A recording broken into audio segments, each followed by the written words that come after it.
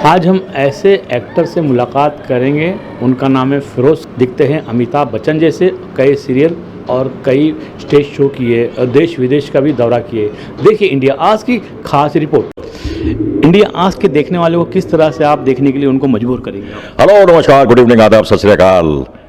मैं सिर्फ इतना ही कहना चाहूँगा कि मुझे बड़ी खुशी हो रही है इस इंटरव्यू को देते हुए। और देखो मियाँ करजू, तुम्हारी घुड़िया हो गई है जवान। इससे पहले कि उसके पैर डगमगा जाए, पैर पीले कर दो, पर बाद में कंप्लेंट हमसे मत करना भैया, लटके रह जाओगे। बस यूँ समझ लो कि हमारे घोड़े का आपकी घोड़ी के साथ में पेंच लग गया है। फिरोज साहब को हम 1 साल से खोज रहे थे, लेकिन बॉम्बे में तो नहीं टकराया। आज हमारी मुलाकात हुई इंदौर में। फिरोज भाई, आप अमिताभ बच्चन जैसे दिखते हैं, लगभग के आप जैसे कई और लुक लाइक है, लेकिन आप जैसा शायद ही कोई होगा। इंडिया में तो खैर नहीं है आप जैसा कोई। इंडिया आज में आपका स्वागत है। आप अमिताभ जी से पहली बार कब मिले थे, पहला मेरा सवाल ये है। देखिए, मैं अमित जी से 2-3 बार मिल चुका हूँ, लेकिन कोराम के सेट पर एक हमारे डायरेक्टर थे, उन्होंने हमें मिलवाया। और उस वक्त पूरे अमित जी जो थे मेरे अंदर थे, और अमित जी सामने बैठे हुए थे और हमारे मराठी डायरेक्टर थे, उन्होंने वहाँ जा कर के उनसे मिलाया। तो अमित जी ने सबसे पहला सवाल तो ये कहा कि भाई मैं आपका, उस वक्त मेरा 1-2-3 चलता था सीरियल, सचिन जी मराठी एक्टर जो हैं उनका सीरियल था। तो उन्होंने कहा मैं देखता हूँ आपका सीरियल और बड़ा अच्छा लगता है मुझे, और बहुत अच्छा काम कर रहे हैं आप। तो इसी तरह से मेरी उनकी पहली मुलाकात हुई थी, और बड़ा अच्छा उनके साथ गैदरिंग, और पब्लिक में से मुझे वो साइड में ले गए, और साइड में ले जाने के बाद मुझसे काफ़ी देर तक उन्होंने मुझसे बात की। तो ये मेरे लिए अपने आप में बहुत बड़ी बात है, क्योंकि इतने महान कलाकार, और मैं तो उनका एक बहुत छोटा सा फ़ैन हूँ, और बचपन से उनकी एक्टिंग किया करता था अपने मम्मी पापा के साथ में, भाई दोस्तों के साथ में। तो बम्बई आया तो अपनी एक्टिंग के लिए आया था, लेकिन मैंने देखा कि स्टेज पर बहुत सारे लोग किसी की मिमिक्री कर रहे हैं, और मुझे उस वक्त काम नहीं मिल रहा था। तो मैंने सोचा यार बच्चन साहब की एक्टिंग तो मुझे भी आती, लेकिन उस वक्त मेरे बाल वाल या कुछ इस तरह का था नहीं। तो मैंने ऑर्गेनाइज़र से कहा कि सर मुझे भी एक चांस दीजिए। बोले आप क्या करते हैं? मैंने कहा बच्चन साहब जी की मैं एक्टिंग करता हूँ। बोले आप दिखते तो नहीं हैं, लेकिन मैं दिखता नहीं हूँ, लेकिन एक्टिंग मैं बराबर करता हूँ, तो आप थोड़ा सा मुझे मौका दीजिए। तो उन्होंने मुझे मौका दिया, और वहाँ पर जो है मैंने अपने वो पहला डायलॉग सुनाया था, विजय दीनानाथ चौहान, पूरा नाम, बाप का नाम दीनानाथ चौहान, माँ का नाम सुहासिनी चौहान, गाँव मांडवा, उम्र 36 साल 9 महीना, ये 16वां घंटा चालू है। मालूम, आज हमारा मौत के साथ अपॉइंटमेंट है। अपॉइंटमेंट समझता है, इंग्लिश बोलता है। ये डायलॉग जो है मैंने वहाँ सुनाया, और वहाँ मुझे तालियाँ मिली। तो वहाँ से जो मेरी जर्नी है बच्चन साहब की शुरू हो गई, और फिर उसके बाद मैंने 1-2-3 सीरियल किया, जो कि सचिन जी मराठी एक्टर हैं, वो स्पूफ बनाया उन्होंने, जैसे कि दीवार का दीवार, नटवरलाल का खटमर मार। तो इस तरह के उन्होंने कई बनाए, और उसमें मैं हिट होता चला गया। फिर आपने तो अमिताभ बच्चन की एक्टिंग ऐसी की कि शायद आम इंसान तो कर नहीं सकता, लेकिन आवाज़ भी आपकी उन जैसी है। इस पर आप क्या कहेंगे? देखिए, जब कोई इंसान किसी का फ़ैन होता है, और बच्चन साहब का एक ज़माना था कि लोग जो है उनकी फिल्में देखा करते थे, तो जो थिएटर के दरवाजे हुआ करते थे वो उसको तोड़ दिया करते थे बच्चन साहब को देखने के लिए। और बचपन से मैं उनकी फिल्में देख रहा था, दीवार, मुकद्दर का सिकंदर, सुहाग। तो उनके एक एक एक्सप्रेशन को, उनके एक एक अंदाज़ को बड़े गौर से करता था, और उसी अंदाज में जो है अपनी मम्मी से बात किया करता था, ए माँ, अरे भाई अपन आ गए, अपन को खाना वाना दोगे कि नहीं दोगी? तो बड़ी चौंक जाया करती थी कि ये कमाल है, ये कैसे एकदम अचानक से एकदम उनकी तरह आवाज़ निकाल रहे हैं और उनकी तरह बातचीत कर रहे हैं।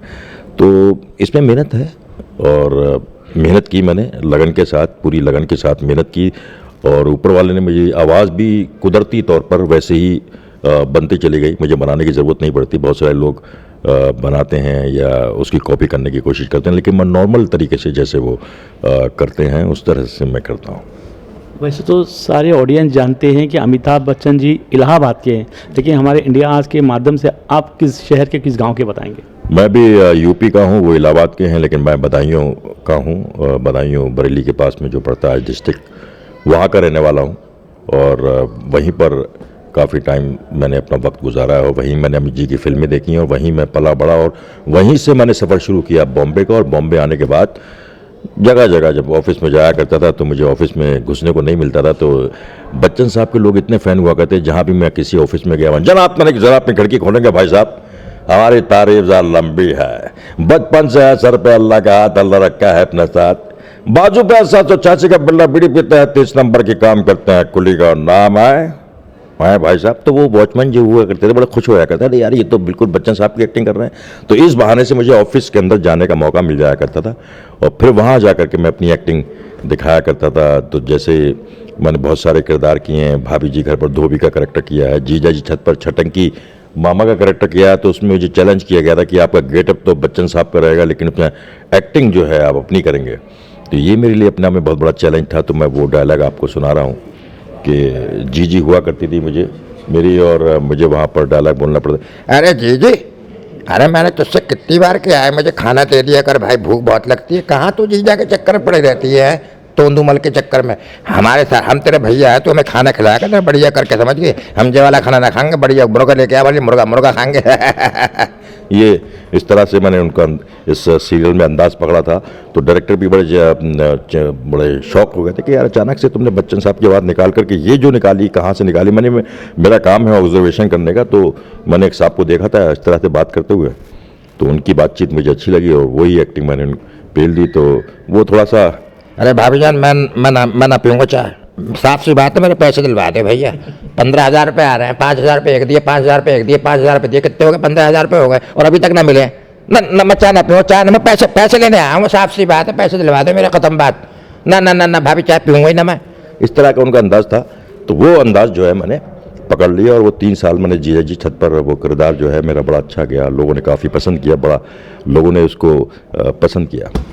ये बहुत अच्छी बात है, अमित जी का गेटअप लिए और अमित जी की वजह से आपने कई फिल्मों में, कई स्टेज पे अमित जी का गेटअप लेके आपने शो किया। लेकिन अमित जी के अलावा आपने पर्सनल अपने एक्टिंग दिखाए, अपने जलवा दिखाए और लोगों ने आपको सराहा भी और आपकी एक्टिंग को भी पसंद किया है। ये मैं पूछना चाहूँगा, आपने बड़े पर्दे पे भी काफ़ी फिल्म काम में, कुछ फिल्मों के नाम बताएंगे? मेरी फिल्म जो है एक वो थी डुप्लीकेट शोले, जिसमें मैंने बच्चन साहब का किरदार किया था, और हीरा लाल पन्नालाल मिथुन चक्रवर्ती, और बहुत सारी फिल्में मैंने की, लेकिन बहुत सारी फिल्मों के मुझे नाम भी याद नहीं है। तो उसमें फूल और आग, जय की शराब मिथुन चक्रवर्ती थे, वो फिल्म की थी। शेरा फिल्म की थी, और मैंने तमिल, तेलुगु, कन्नड़ा ये फिल्म भी की। राधिकाना गांडा ये फिल्म की, उसके अंदर भी मैंने अपना रोल किया था और उसमें खुद का किरदार किया था मैंने उसके अंदर, तो वो लोग काफ़ी पसंद किया। फिर उसके बाद लिफ्ट करा दे अदनान सामी के अंदर मैंने वो डायलॉग जो था, फेमस डायलॉग है कि हम भी जहाँ खड़े होते हैं लाइन वहीं से शुरू होती है, चुपचाप खड़े रहो। ये अदनान सामी का जो गाना था, कैसे कैसे को दिया है, उसके अंदर ये बीच में मेरा डायलॉग आता है और ये डायलॉग को लोगों ने बहुत पसंद किया था।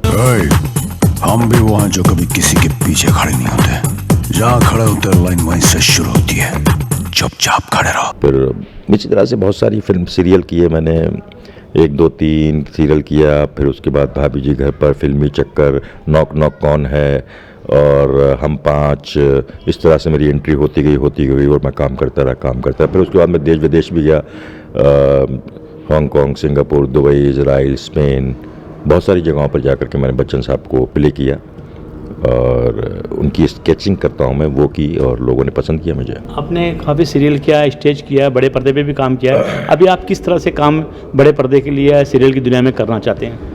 अभी देखिए, बच्चन साहब की वजह से मैंने इतने दिन बच्चन साहब किया और बच्चन साहब की वजह से मुझे आज अपने किरदार मिल रहे हैं और अपने किरदार कर रहा हूँ। ये मैं विग लगाए हुआ हूँ और ये विग निकाल देता हूँ तो उसके बाद में बच्चन साहब बिल्कुल भी नहीं दिखता।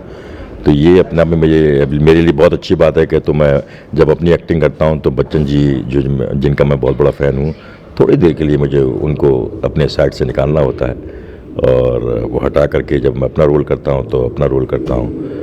तो अभी एक रोल किया है, अभी बच्चन साहब का गेटअप शायद उसमें वो मिक्स हो जाए, लेकिन मैं फिर भी सुनाता हूँ। ए सुन, ऊपर वाले ने ना मुझे जब इस दुनिया में भेजा तो मेरी तकदीर में लिख दिया था कि जा बच्चा तू हमेशा खूबसूरत लड़कियों में रहेगा, और रह रहा हूँ भाई, तेरे को क्या तकलीफ क्या है? एक काम कर भैया, लड़की को अंदर ले जा, वरना हमारी नज़र फिर गई तो बच ना पाएगी। बता रहे हैं तुझे, बहुत खतरनाक आदमी, थप्पड़ मारते मुँह से खून निकल आता है। तेरे भी निकल आएगा, फ़ायदा क्या है। रिवॉल्वर भी रखी है, वो भी मार सकते, लेकिन थप्पड़ से काम हो जाएगा तेरा।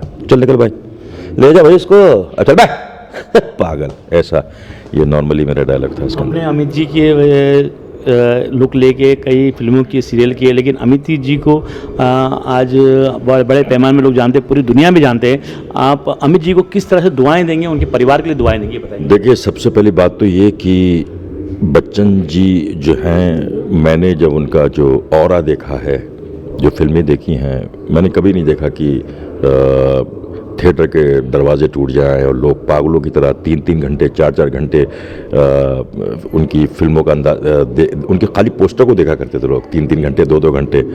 और इतना मतलब हुजूम हुआ करता था, वो हुजूम अब तो शायद देखने को नहीं मिलता। तो इतना, और इतने सज्जन इंसान की वो जब वो किसी से बात करते हैं, ना मैंने उनका कभी कोई लड़ाई झगड़ा, ना कभी किसी से, सारा प्रेम प्यार मोहब्बत से वो सबसे बात करते हैं। ये अपने आप में बहुत बड़ी बात है, इसीलिए लोग उनके फ़ैन हैं। जितने बड़े वो एक्टर हैं, उतना ही उनका स्वभाव जो है बहुत मुलायम है, बहुत पोलाइटली लोगों से बात करते हैं। ये अपने आप में एक बहुत बड़ी बात है, और यही चीज़ मुझे उनकी बहुत पसंद आती है। और बहुत प्यार से, कोमल से लोगों से मिलते हैं, तो ये चीज़ मुझे बहुत अच्छी लगती है। इतने बड़े कलाकार होने के बाद भी अगर वो किसी से प्यार से बात करते हैं, तो ये अपना में बहुत बड़ी बात है। और हमेशा यही कहते हैं कि मैं तो कुछ भी नहीं हूँ, मैं तो कुछ भी नहीं हूँ। ये उनकी जो तरीक़ा है मुझे बहुत अच्छा लगता है। अमित जी हज़ारों साल जी हैं, और उनकी वजह से मेरे घर की रोज़ी रोटी चली, लोगों ने मुझे पहचाना, लोगों ने मुझे जाना, तो उसका सारा सारा सारा क्रेडिट जो है बच्चन साहब को जाता है।